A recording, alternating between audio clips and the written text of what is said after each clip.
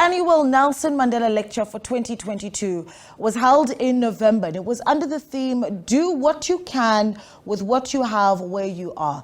The lecture sought to explore key international concerns, among them issues of climate change and food insecurity. This year's lecturer, Barbados Prime Minister Mottley, sat down ahead of that lecture with our U.S. correspondent Sherwin Bryce-Pease on the sidelines of the United Nations General Assembly in New York. And this was to discuss the key issues raised by the lecture and some of the pressing issues she would later address therein. We now revisit that all-important discussion. Prime Minister Mottley, welcome back to SABC News. It's good to see you. Good to see you again, too. The theme of this year's Nelson Mandela Lecture is Do What You Can with What You Have Where You Are, as they seek to explore issues of climate change and food insecurity in particular. Two key challenges, Prime Minister, facing the world today. How do you interpret this theme and what it envisions for a world in desperate need of action and implementation? It's fundamentally about the power of agency, the power of the individual to make that defining difference. At the end of the day, an economy is just a collective of individuals, individual people, individual households, individual companies. And I think that our ability to underscore the importance of us having food security, it speaks for itself.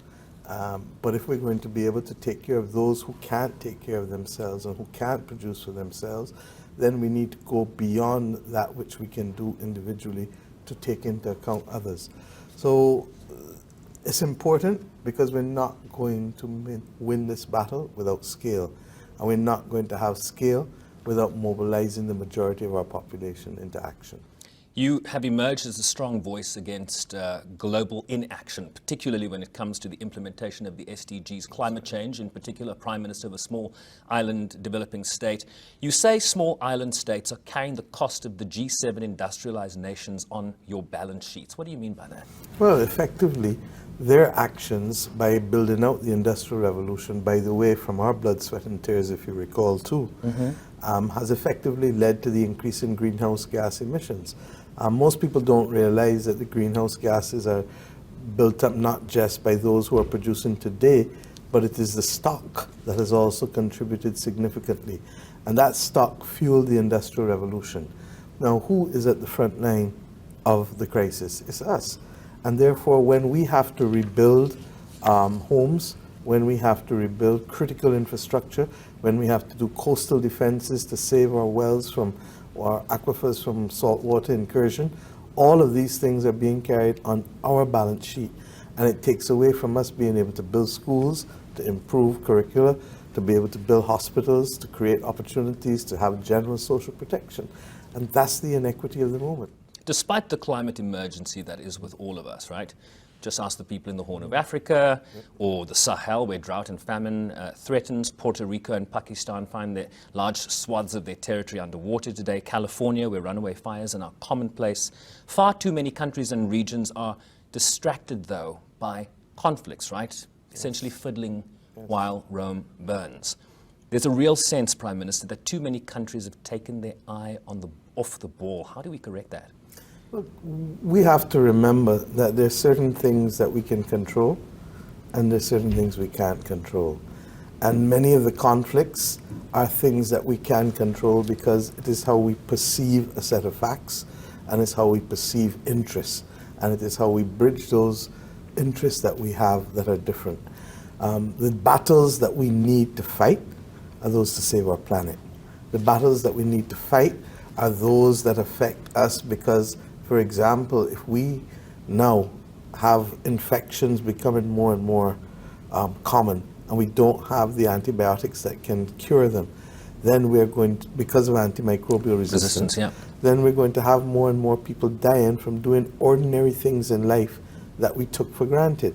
And these are the things that bother us. So let us work together and build bridges and work for the peace on those matters that we can control, such that we can work together against those matters that we either can't control or we have difficulty controlling, like the climate crisis, like the antimicrobial resistance, like the COVID-19 pandemic. But you'd agree, Prime Minister, we talk more about Ukraine than we do about antimicrobial resistance, right? But that is because the world is still cast very much in an imperialistic order, and that's not in any way to diminish the horror of what is happening in Ukraine to ordinary people.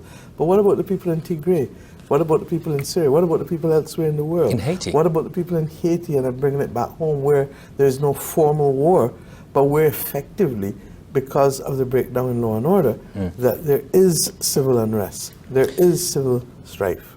You are the 8th Prime Minister and the first woman to hold that position in Barbados, with sweeping electoral victories, one might add. You are also the co-chair of the UN Secretary General's Sustainable Development Goal Advocates Group.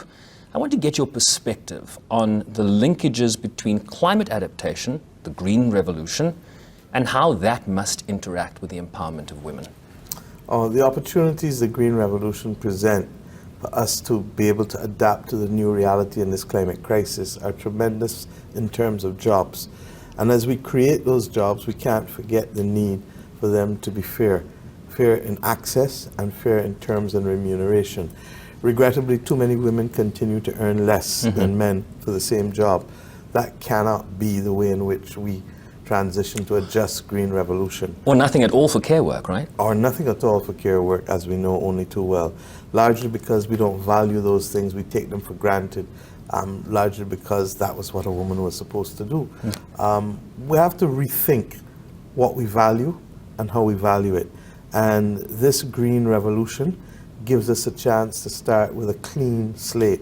And I do hope that, given all that we have learned and all of the experiences that we have, and given the informed wisdom fundamentally of the Sustainable Development Goals, the SDGs, that we will do so in a manner that is fair and just and will create opportunities for girls and women that hitherto would not otherwise have existed, starting from education right back through to entrepreneurship. Let's talk a bit about what a just transition looks like. Common but differentiated responsibilities. You've called the failure to produce even the $100 billion for the Green Climate Fund immoral. And yet we are increasingly hearing that $100 billion is probably going to be too little. Talk about the financing that needs to happen here. Yeah, the truth is that, look, that figure was set at a time to get countries like my own and other small states to agree to the Paris Agreement. I don't want to believe that it was just a lull. I want to believe that it was real. And I want to believe that it was an honest, sincere attempt to be real. We all know the power of inflation, especially today. And therefore, that which was agreed in Paris can never be appropriate to the task. So we use the 100 billion as really more of a metaphor than a reality. And that is why I keep calling for there to be a connection between commitments and capacity. Commitments so that we can cost them, and capacity so that we can supply and make it real.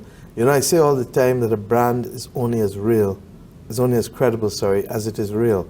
And if we can't make the net zero commitments, whether in 2030, initially, because for 2050, some people can't even think that far ahead. But if we can't make the 2030 commitments real, then we really are going to have a disruption in today's world. And yes, people will be living, but how many more will die?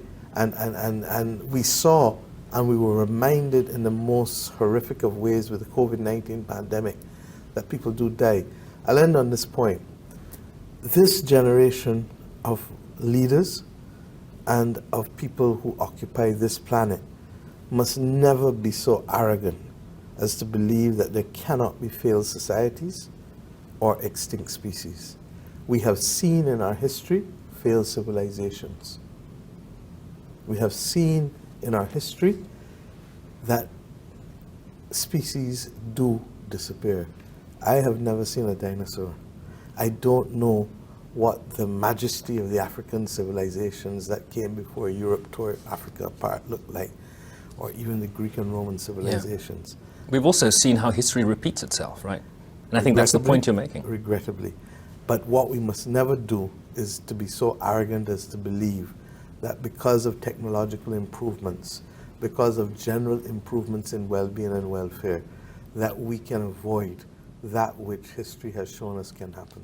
I want you to touch on this global compact you called for in the General Assembly on long-term financing for development. You've talked about 30-year loans. Just speak to that, Prime Minister. Well, the reality is you can't finance development and pay for it in 7-year and 10-year loans because you crowd out the other things that you have to do.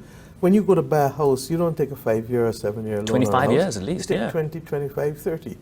And similarly, if we're building schools, we're building hospitals, we're building roads that are intended to last for 30, 40, 50 years, we have to be able to match the lifetime of the asset or the investment with the financing. Right. And if not, we're just not going to be able to afford to do the things that we have to do.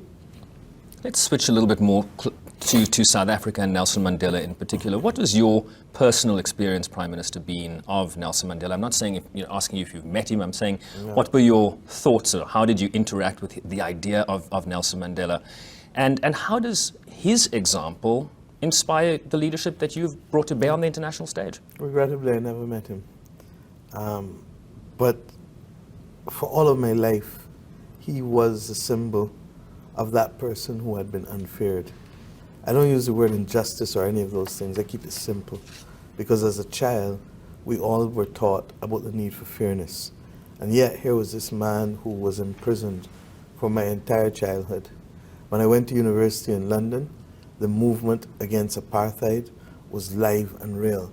And I had the good fortune to see and be a part firsthand of those calls to ensure that the world stopped being an accomplice to the crime that was being perpetrated against the people of South Africa purely on the basis of race. I can never forget the Sunday morning when he walked to freedom. And it is etched in my mind, and we were there in Barbados, thousands of miles away, as if he was just outside of our own house. His example, and that of very few others, was one of strong moral leadership. And when I speak today of global moral strategic leadership, there is no greater example, an icon of it, than Nelson Mandela. You said equally, and let me finish. I just finished giving the Kofi Annan lecture, and it is ironic that he too was of that similar vein in terms of global moral strategic leadership. That Africa could give this world in the post-World War II era, in the post-United Nations era, two men of absolute great character, ahead of their time. And for me, the greatest example of Nelson Mandela was in the moderation of the use of power. Because power is not meant to be abused. Power is meant to be moderated and to be utilized for the benefit of ordinary people. And when, therefore, power was given to him and he walked away from it, knowing full well that his was not a gift of immortality, but his was a gift to be a teacher and to be a bridge to another generation, he played his part in the relay and have left it for us to be able to pick up the baton and to continue and to build upon it. I was just going to say, I dare suggest the baton is in your hand, Prime Minister. You asked... I'm not sure that I'm equal to the task, but I am sure that his is the lesson and the star to which we must all aspire. You asked at COP26 in Scotland late last year, when will leaders lead? What leadership looks like in this moment, particularly in the context of this growing deficit between trust, between the governed and those that govern. I mean, that's a really big issue right now, right? I just spoke about it, literally. I just spoke about it in the Kofi Annan lecture. If we don't give people a stake in the societies in which they live, in the communities in which they live, they will feel excluded and they will have nothing to lose. And the greatest tragedy, and I put it very, very simply again, is that we need our people globally to be seen, to be heard, and to be felt. Because I have confidence in the power of humanity. There are some people who will test it, and there are some people who may be sociopaths. But the majority of the world's populations, inspired by the religions that the faith that they have, work to treat people better and want an improvement for their lives. We have to see them and give them that opportunity. And if we don't, then we cause them to feel that they have nothing to gain by being able to build peace and to protect humanity. I'll quote you back to yourself in the General Assembly. Fairness and togetherness are needed to bring about peace, love and prosperity in the world. And this is not romanticism. These are hard realities that simply require decisions. And again, it speaks to leadership. Yep. And look, let's move from the individual to the international. Explain to me whose decision it is to make the African Union a part of the G7, to make it G8. Whose decision it is for them to be part of the G20. How do we justify the European Union as an institution included, and the African Union that is responsible for 1.4 billion and that will have the greatest demographic youth dividend between now and the next 20, 30 years being excluded? Have you heard an argument against the AU joining? No, nobody's going to give you an argument, but the question is who's going to make the decision? And the decision is just simply the right thing to do, but somebody has to make it. Is it going to be the US? Is it going to be France? Is it going to be the United Kingdom? Is it going to be Canada? Is it going to be the European Union? Is it going to be in the wider group, India? Is it going to be Saudi Arabia? Who is going to do it? Well, I know President Ramaphosa was just in DC, met with President Biden at the White House, and that very issue did come up, Prime Minister, so we'll see how that plays itself out. We hope and we pray for the justice of the international community to be met.